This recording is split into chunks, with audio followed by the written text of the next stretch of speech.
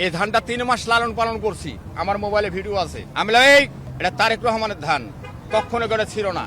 অনেক মানুষ অনেক কথা বলে, তোর তারেক রহমান আইবো না। আমি বলছি না, আমার তারেক রহমান ডিসেম্বরে আইবো। তোমরা যতই যা বলো, আসলে মানে আমার কলিজার ভিতরে আয়া পড়ছে। আসলে মানে আমি না, উনি আমার কলিজাতে না আসলে আমি এখানে আসলাম কেন? আমি রাজশাহী থেকে আমি এখানে আসলাম কেন? আল্লাহ যে আমার কি খুশি করতেছে বা কি মনের ভিতরে আনন্দ লাগতেছে, এটা একমাত্র তারেক রহমান যেদিন আইবো সেদিনকে দেখতে পাবেন আমার এই পাগলের খেলা। আমি এই ধানটা আষাঢ়ে রোডের ধারে, আমার জায়গা না, আমি ভূমিহীন মানুষ, আমার জায়গা নাই, রোডের ধারে একটা কাদা পাইছিলাম, ওই প্যাকে আমি 10-12টা থোল লাগাইছিলাম। এই ধানটা 3 মাস লালন পালন করছি, আমার মোবাইলে ভিডিও আছে। করার পরে এই ধানটারে যখন পাকান ধরলো বুঝছেন, তখন অনেকজন এসে ছিঁড়ে লয়ে জায়গা। আমি এই এটা তারেক রহমানের ধান, কখনো করে ছিল না। তুমি বিএনপি করো? আমি হ্যাঁ আমি বিএনপি করি। কে সমস্যা আপনার? বলে না সমস্যা নাই। তো ধানটা জোর করে যা হোক এতটুকু পাইছি, আমি আমার ভাগে এতটুকু পাইছে।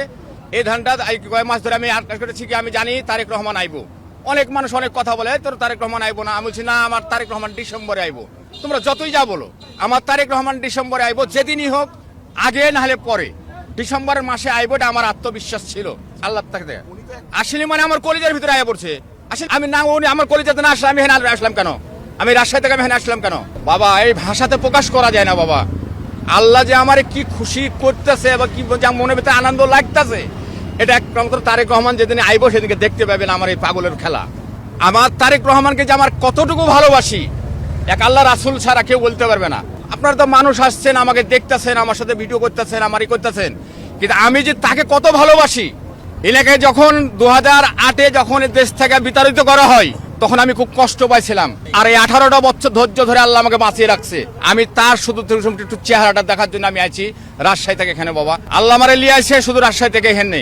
আর কিছু আমি বলতে চাই না, কারণ আমার বাড়িটা জেলা রাজশাহী, গোদাগাড়ি থানা, পোস্ট কাকনহাট, গ্রাম দরগাপাড়া। বাংলাদেশের প্রত্যেকটা নাগরিককে আমি বলতে চাই যে তারেক রহমান আমাদের সাহেব যে নির্দেশটা দিবে, এটা আপনারা সবাই মানবেন। ওনার কথাবার্তা, ওনার চালচলন, অনুরাগ নাই ভিতরে, রাগ করে কথা বলে না। কেউ যদি কিছু বলে তাও কথাটা সুন্দর করে বলার চেষ্টা করে। তারেক রহমানের আদর্শ যে ব্যক্তি ধারণ করবে না, সে ব্যক্তি বোকা, বাংলাদেশের বোকা মানুষে। তারেক রহমান একটা সুন্দর মানুষ, মনের মানুষ, এবং তারেক রহমান বাংলাদেশে আসার পরে গরিবের কিছু কাজ করবে। আমি একটা কথা বলে রাখলাম, হয়তো আপনারা দেখা হবে কি না হবে জানি না, তবে তারেক রহমান বাংলাদেশে আসলে গরিবের কিছু কাজ করবে।